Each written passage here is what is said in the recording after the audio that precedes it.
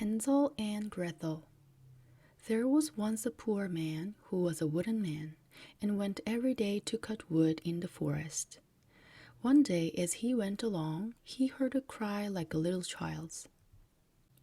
So he followed the sound till at last he looked up a high tree, and on one of the branches sat a very little child. Now its mother had fallen asleep, and a vulture had taken it out of her lap and flown away with it, and left it on the tree. Then the woodcutter climbed up, took the little child down, and found it was a pretty little girl. And he said to himself, I will take this poor child home and bring her up with my own son Hansel. So he brought her to his cottage, and both grew up together. He called the little girl Gretel, and the two children were so very fond of each other that they were never happy but when they were together. But the woodcutter became very poor and had nothing in the world he could call his own. And indeed he had scarcely bread enough for his wife and the two children to eat. At last the time came when even that was all gone, and he knew not where to seek for help in his need. Then at night, as he lay on his bed and turned himself here and there, restless and full of care, his wife said to him, Husband, listen to me, and take the two children out early tomorrow morning.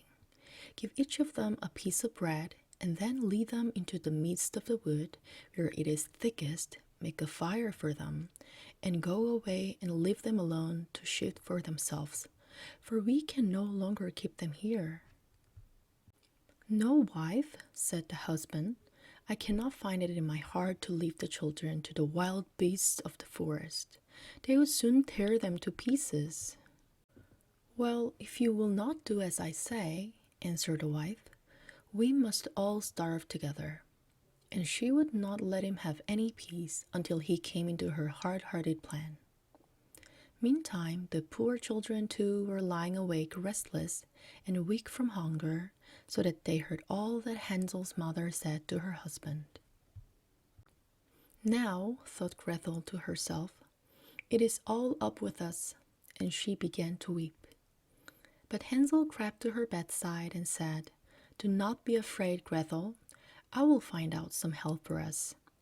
Then he got up, put on his jacket, and opened the door and went out. The moon shone bright upon the little court before the cottage, and the white pebbles glittered like daisies on the green meadows. So he stopped down and put as many as he could into his pocket, and then went back to the house. Now, Gretel, said he, rest in peace. And he went to bed and fell fast asleep. Early in the morning, before the sun had risen, the woodman's wife came and awoke them. Get up, children, said she. We are going into the wood. There is a piece of bread for each of you, but take care of it and keep some for the afternoon. Gretel took the bread and carried it in her apron, because Hansel had his pocket full of stones, and they made their way into the wood. After they had walked on for a time, Hansel stood still and looked towards home, and after a while he turned again, and so on several times. Then his father said, Hansel, why do you keep turning and lagging about so? Move on a little faster. Ah, father, answered Hansel, I am stopping to look at my white cat that sits on the roof and wants to say goodbye to me.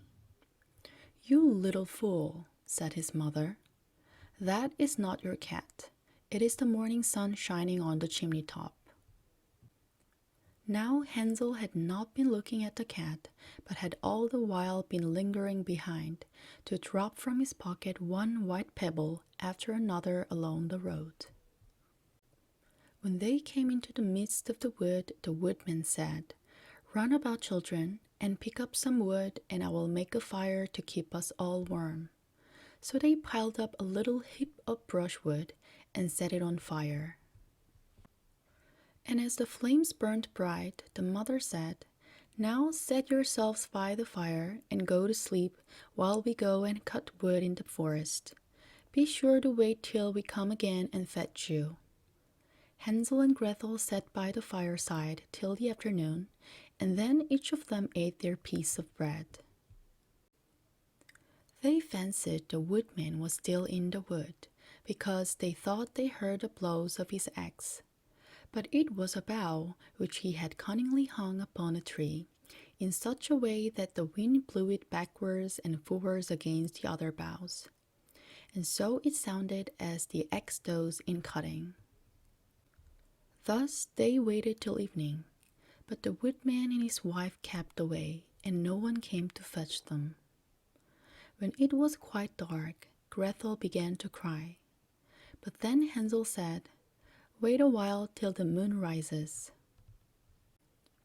And when the moon rose, he took her by the hand, and there lay the pebbles along the ground, glittering like new pieces of money, and marking out the way. Towards morning they came again to the woodman's house, and he was glad in his heart when he saw the children again, for he had grieved at leaving them alone. His wife also seemed to be glad, but in her heart she was angry at it.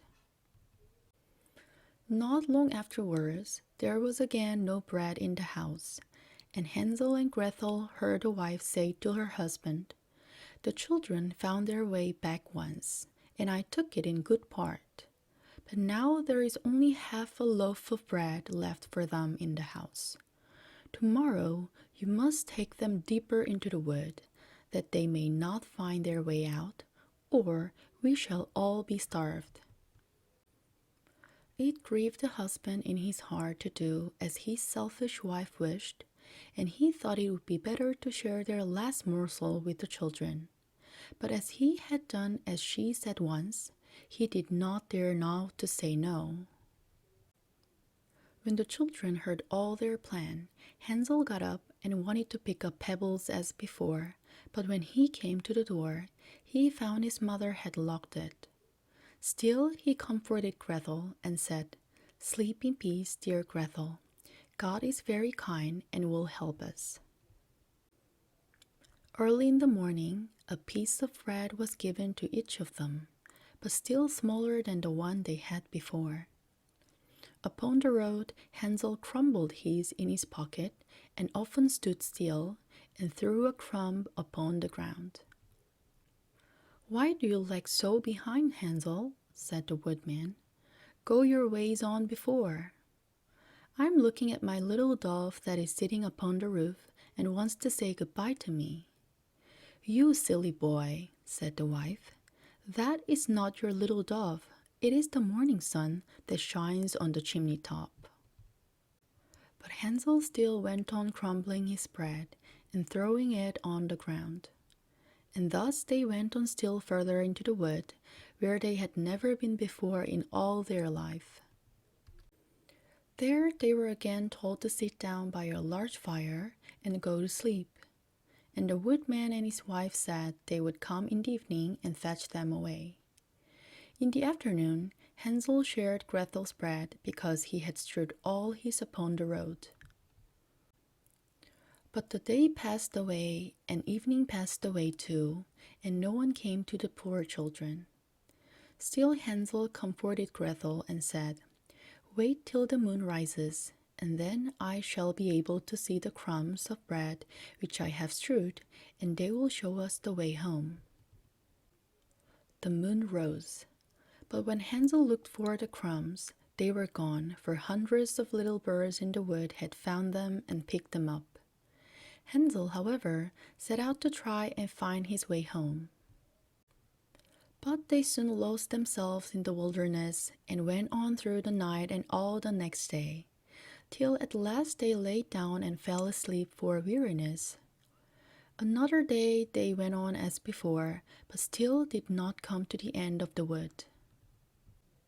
And they were as hungry as could be, for they had had nothing to eat. In the afternoon of the third day, they came to a strange little hut, made of bread, with the roof of cake, and windows of barley sugar. "Now we will sit down and eat till we have had enough," said Hansel. I will eat off the roof for my share. Do you eat the windows, Gretel? They will be nice and sweet for you. Whilst Gretel, however, was picking at the barley sugar, a pretty voice called softly from within, "Tip-tap, who goes there?" But the children answered, the wind, that blows through the air," and went on eating. Now Gretel had broken out a round pane of the window for herself, and Hansel had torn off a large piece of cake from the roof, when the door opened, and a little old fairy came gliding out. At these Hansel and Gretel were so frightened that they let fall what they had in their hands. But the old lady nodded to them and said, "Dear children, where have you been wandering about? Come in with me. You shall have something good." So she took them both by the hand and led them into her little hut, and brought out plenty to eat, milk and pancakes, with sugar, apples, and nuts. And then 2 beautiful little beds were got ready, and Gretel and Hansel laid themselves down, and thought they were in heaven. But the fairy was a spiteful one, and made her pretty sweetmeat house to entrap little children. Early in the morning, before they were awake, she went to their little beds. And though she saw the 2 sleeping and looking so sweetly, she had no pity on them, but was glad they were in her power. Then she took up Hansel and fastened him up in a coop by himself, and when he awoke, he found himself behind the grating, shut up safely, as chickens are. But she shook Gretel and called out, "Get up, you lazy little thing, and fetch some water, and go into the kitchen and cook something good to eat. Your brother is shut up yonder. I shall first fatten him, and when he is fat, I think I shall eat him." When the fairy was gone, poor Gretel watched her time, and got up and ran to Hansel, and told him what she had heard, and said, "We must run away quickly, for the old woman is a bad fairy, and will kill us." But Hansel said, "You must first steal away her fairy wand, that we may save ourselves if she should follow, and bring the pipe too that hangs up in a room." Then the little maiden ran back and fetched the magic wand and the pipe, and away they went together. So when the old fairy came back and could see no one at home, she sprang in a great rage to the window and looked out into the wide world, which she could do far and near. And a long way off she spied Gretel running away with her dear Hansel. "You are already a great way off," said she, "but you will still fall into my hands."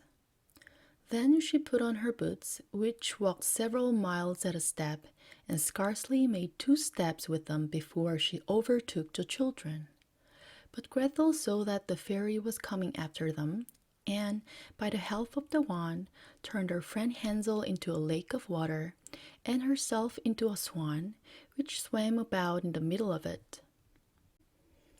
So the fairy sat herself down on the shore, and took a great deal of trouble to decoy the swan, and threw crumbs of bread to it. But it would not come near her, and she was forced to go home in the evening without taking her revenge. Then Gretel changed herself and Hansel back into their own forms once more, and they went journeying on the whole night until the dawn of day. And then the maiden turned herself into a beautiful rose that grew in the midst of a quickset hedge, and Hansel sat by the side. The fairy soon came striding along. "Good piper," said she, "may I pluck yon beautiful rose for myself?" "Oh yes," answered he. And then thought he to himself, "I will play you a tune meantime."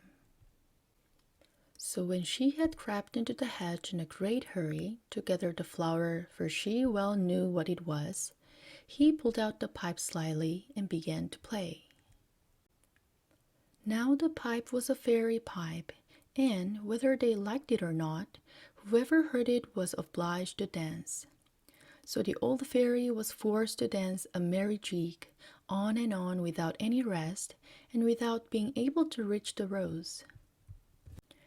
And as he did not cease playing a moment, the thorns at length tore the clothes from off her body, and pricked her sorely, and there she stuck quite fast.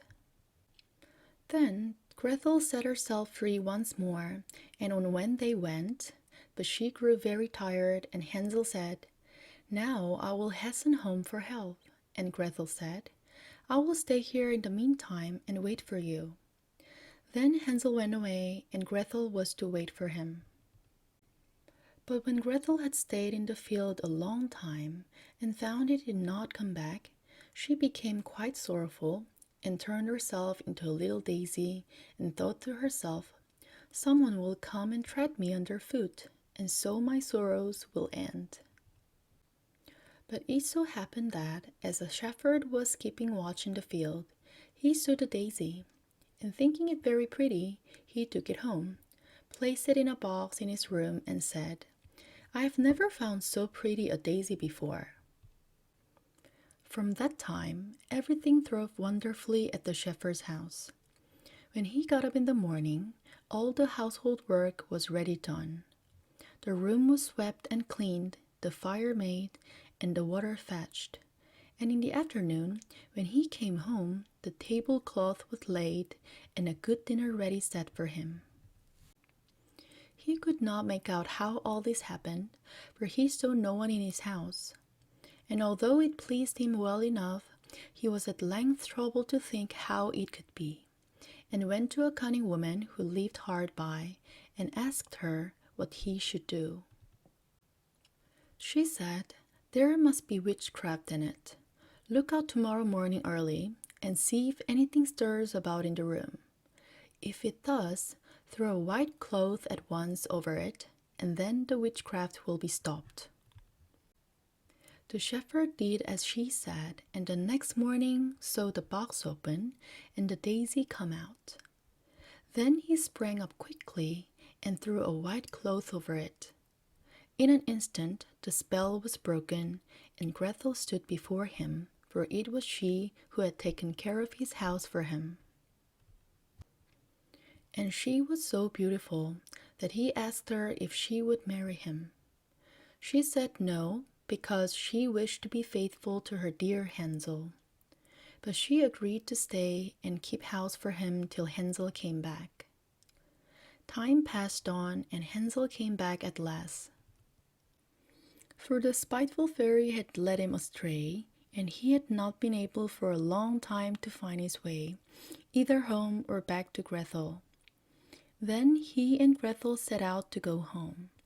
But after traveling a long way, Grethel became tired, and she and Hansel laid themselves down to sleep in a fine old hollow tree that grew in a meadow by the side of the wood. But as they slept, the fairy who got out of the bush at last came by, and finding her wand was glad to lay hold of it, and at once turned poor Hansel into a fawn while he was asleep. Soon after Grethel awoke and found what had happened, and she wept bitterly over the poor creature, and the tears too rolled down his eyes as he laid himself down beside her. Then she said, "Rest in peace, dear fawn, I will never, never leave thee." So she took off her golden necklace and put it round his neck, and plucked some rushes and plaited them into a soft string to fasten to it, and led the poor little thing by her side when she went to walk in the wood. And when they were tired, they came back and laid down to sleep by the side of the hollow tree where they lodged at night. But nobody came near them except the little dwarfs that lived in the wood, and these watched over them while they were asleep.